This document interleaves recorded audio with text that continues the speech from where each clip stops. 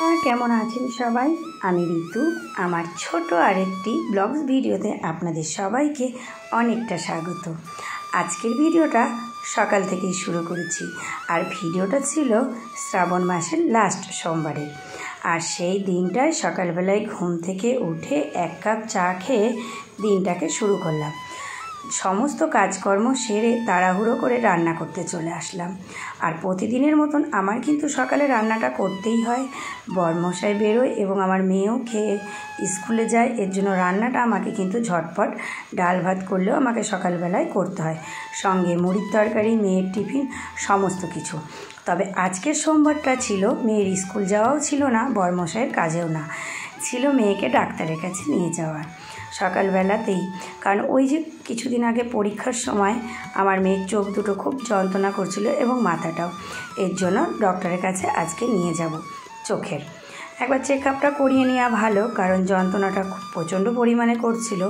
এর জন্য সকালবেলায় উঠেই ধর লক্ষণ এই কোনো রকম রান্না করে নিলাম। অন্যান্য দিন যাই হোক ডাল ভাত করে নিই, কিন্তু কিছুটা ডাল কিছুটা সবজি আমার আগেকার দিনের ফ্রিজে রাখাই আছে, সেটাকে গরম করে নেব। আর এই সকালবেলা একটু বাঁধাকপি আর একটু আলু পনিরের তরকারি করে নিলাম।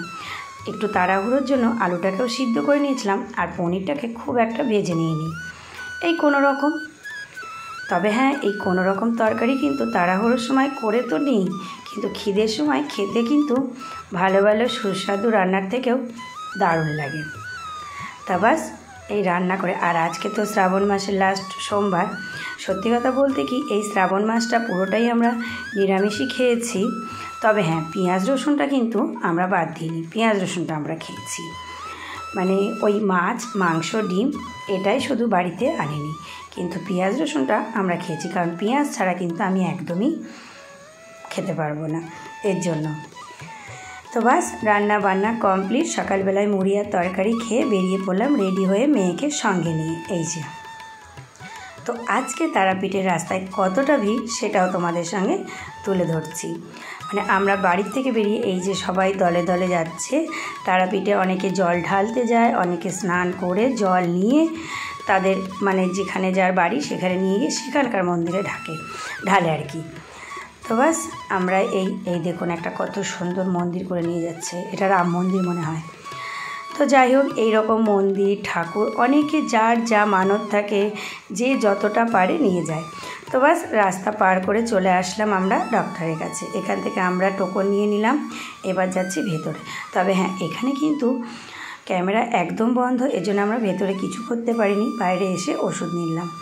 তবে হ্যাঁ, একটা জিনিস ভালো কি, চোখের কোনো প্রবলেম ছিল না, ওই সামান্য একটু অ্যালার্জির জন্য। তারপর চলে আসলাম ড্রাই ফ্রুটসের দোকানে। এখানে এক প্যাকেট ওই বাদাম নেওয়ার ছিল, আর এইটা ধরতে গেলে মানে আমার দিদিরও বন্ধু বলতে পারেন, আমারও। আমাদের কিন্তু অনেক ছোট থেকে পরিচয়। তো বাস এই দোকানটা থেকেই আমি নিই। এখন তো আরও বড়সড় করেছে এই যে। তো যাই হোক, এখান থেকে ফল নিয়ে আমরা চলে গেলাম একটা পাখির দোকানে। মানে এখানে পাখি, মাছ সমস্ত কিছুই বিক্রি হয়। তো ভেবেছিলাম বাড়িতে 2টো মাছ নিয়ে যাব, এর আগেও আমার ঘরে ছিল। তো যাই হোক, নেওয়ার খুব অসুবিধা বলে আর নিলাম না। তো আজকের ভিডিওটা এখানেই শেষ করলাম। ভালো লাগলে অবশ্যই চ্যানেলটাকে সাবস্ক্রাইব করে দেয়। Bye bye.